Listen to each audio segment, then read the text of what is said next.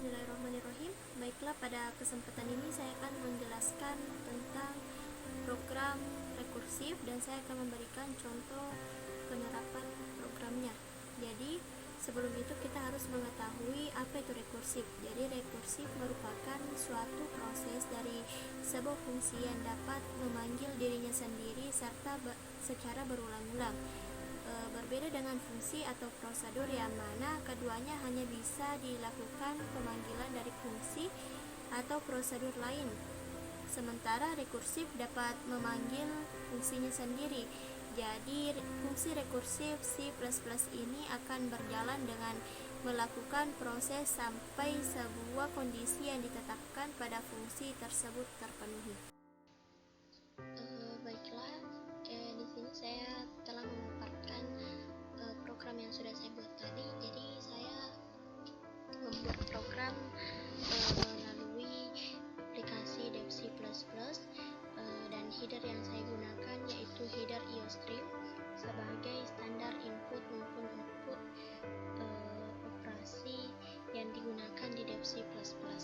Nah, pada baris kedua yaitu saya menggunakan UC namespace standar yang merupakan sebuah instruksi terhadap compiler untuk menggunakan semua fungsi yang terkait untuk kerangka yang sama, bisa berupa berkas, kelas, dan sejenisnya yang berkaitan dengan standar, sehingga fungsinya ialah berguna untuk meminimalisir kesalahan akibat tidak dikenalinya fungsi cout dan sin apabila penulisan secara langsung.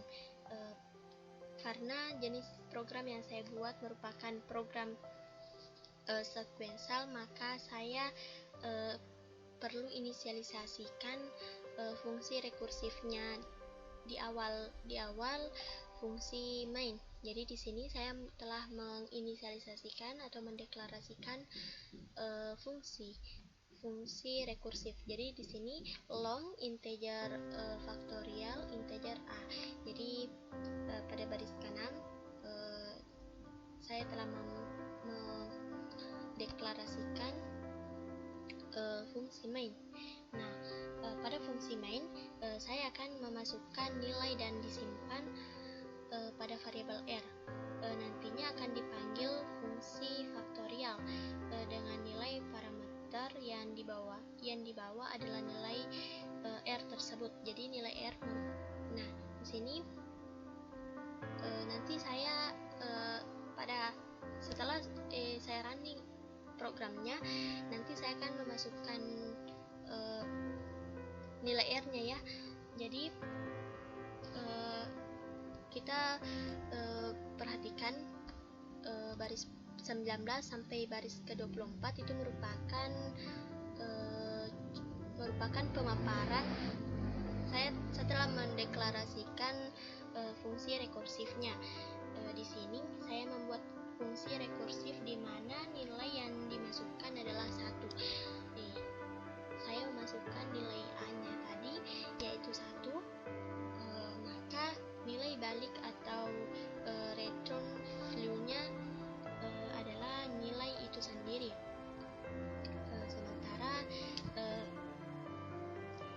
Sementara jika tidak, maka akan dihitung menggunakan rumus faktorial yaitu ini. Jadi apabila nilai baliknya bukan 1, maka kita menggunakan rumus faktorial ya.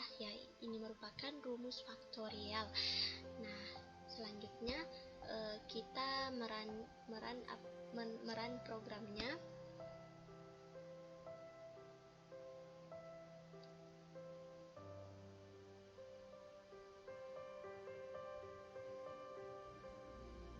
Nah, di sini kita diarahkan untuk memasukkan nilai. Nah, saya memasukkan nilai 4, terus saya enter. Nah, di sini telah muncul nilai faktorial dari 4 adalah 24. Sekian dari saya. Sebelum saya menutup penjelasan saya, dari pembahasan ini saya dapat mengambil kesimpulan, yaitu dari contoh yang sudah saya bahas, dapat saya simpulkan bahwa fungsi rekursif memungkinkan untuk dapat memanggil dirinya sendiri. Rekursif dapat menyelesaikan persoalan terkait iterasi, namun diperlukan pendefinisian yang jelas untuk menentukan keadaan iterasi tersebut berhenti.